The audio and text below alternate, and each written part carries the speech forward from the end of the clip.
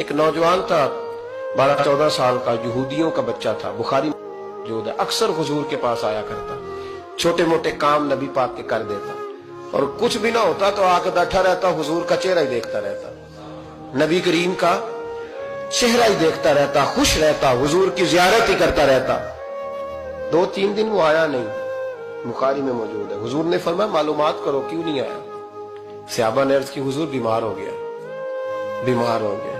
امام زرقانی نے لکھا ہے، فرماتے ہیں وہ بھی اپنے گھر میں نا روز دروازہ دیکھتا رہتا، روز دروازہ دیکھتا رہتا۔ اس کی ماں کہنے لگی بیٹا جن کا تو انتظار کر رہا ہے وہ مشکل سے آئے، ہمارا نہ مذہب کا رشتہ ہے نہ کسی اور کا، کیسے آئے؟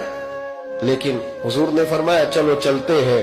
جب میرے نبی کریم علیہ السلام نے دروازے پہ دستک دی تو امام زرقانی کہتے ہیں کہنے لگا اماں سے کھولو دروازہ، مصطفیٰ کریم آ گئے، حضور آ گئے۔ والد نے دروازہ کھولا، نبی